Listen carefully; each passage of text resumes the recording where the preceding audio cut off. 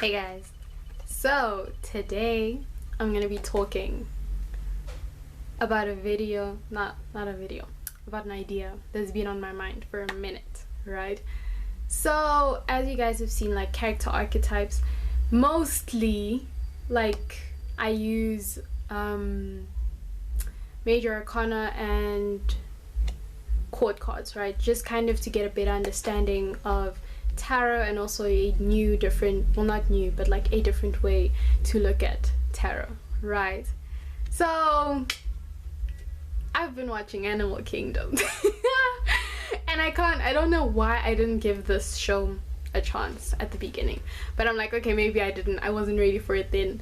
Not that I feel like I'm ready for it now. I still feel like I'm showing flames, but you know, as usual, tarot is going to come up, astrology is going to come up. And going through season 1, like nothing came up. Season 2, I was like, okay. The character that popped up was like Baz, and I actually started to pay real good attention to Baz. I don't know if you can hear the music outside. It's a Friday.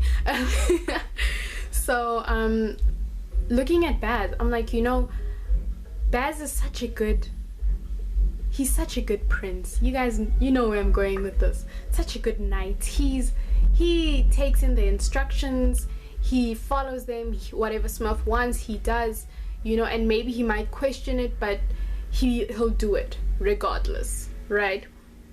And I'm like, you know, he's like really embodying that knight energy, and I'm like, okay, it's chilled, we're just gonna watch Baz for a second. And then Cat goes missing, and that's when I see the archetype pop up, and I'm like, oh dang. I'm like, you wouldn't notice this archetype, because I think with the elements that are involved, right, within Baz, we don't really see it, because we kind of paint this archetype of the Prince Charming with a very light and kind of like Neptune type of paint and brush. You know, we want it to be soft. We don't want people to kind of raise their eyes at it. We wanted them to feel like, oh, this person's there to comfort you, they're there to ease the situation, you know. And with the Prince Charming archetype, it's kind of like this feeling of, you know, I'm here to save the day, I'm here to save your day, I'm here for you, you know. And I'm like, how did I not see this before? Because he acts as the mediator between Smurf and the boys. Always, like, he's acting like that mediator. And in my head, I'm like, okay, I see it. And then Cat goes, and then I see it. And then I see Prince of Waves. We had to do it. Like, Baz, I don't know if you can see it. I don't know if this even helps. But Baz, I saw you. I'm like, I would have never thought that Baz has Prince of Waves energy. Knight of Cups, for those of you using Rider-Waite. And I'm like, I never thought of that. I couldn't see it before. But now I watch him, and I'm like, okay, before I continue, I'm like, we all knew he wasn't gonna make it to season 3. Okay, if this is a spoiler, I'm sorry. But we all knew he wasn't going to make it to season 3. And the reason he wasn't going to make it to season 3 was because that this thing that you betray Smurf has Smurf, Moon and Aries vibes, the warrior mother archetype. And you think you're gonna live? Nah, dude. No, my best. Sorry.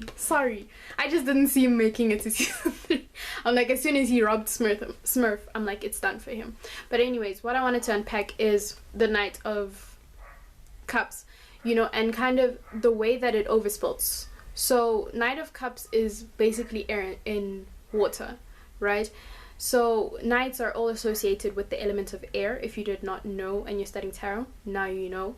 And basically that air that the knight is associated with is channeled into the element of their choosing. So this one is cups, which is water. And when he lost Cap, I don't think he realized how much his heart belonged to her, despite a lot of the things he was doing really bad. he didn't realize that, and when he lost her, now he was just going off of emotion, going off of feeling. Yes, as a knight, the knight may think, oh, I'm doing everything from the mind, I'm doing everything in a logical sense. But the fact that you're still taking orders, the fact that you're still willing to kind of listen to someone else and then move ahead, move forward, you're not really at a king's level. And that's not to say that kings or queens overshadow the knights and the pages.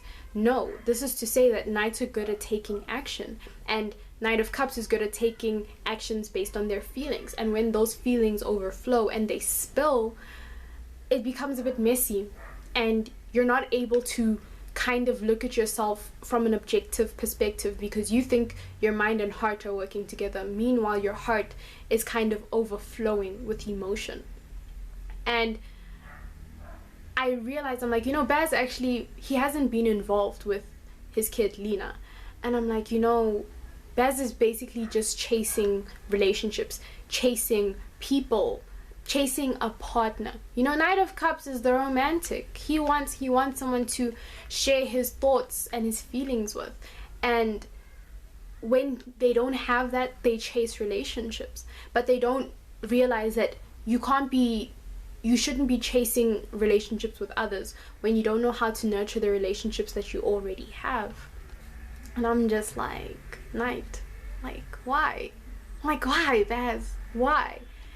And I think basically what the Knight of Cups taught me, and watching Baz in Animal Kingdom, I'm just like, you know what, guys? I'm just like, feelings, if we do not know how to value and nurture the relationships that we have, then we really won't know how to cultivate new and better relationships with other people. I feel like if Baz could have taken anything, I'd have said that to him. I'd have been like, dude, you have a kid, you have a family, as very messed up as it is, but what family doesn't have its own weird dynamics? You need to learn to channel your thoughts and your sense of leadership into something more. I say that, but I just Knight of Cups, I was just like, Baz. It's like just the shadow aspect of the Prince Charming, because I think why this stuck out for me is that in modern media we are fed this idea of the Prince Charming, of the Knight of Cups saving your day, romanticizing you, when we don't really understand where that motivation is coming from, when we don't really understand that air that knight is channeling, this sense of thought and logic being channeled into the water, it becomes really murky and it becomes really unclear. And it's like, now even trying to hold on to that emotion, you don't realize that it's churning and it's going to take you down if you're not careful, in the story of Baz. But I hope I kind of unpacked it in a way that made sense, because to me it makes sense. To me, how did I not see it before? But yeah, so I'm gonna do J as well, 2 in one day, because I've been watching Animal Kingdom.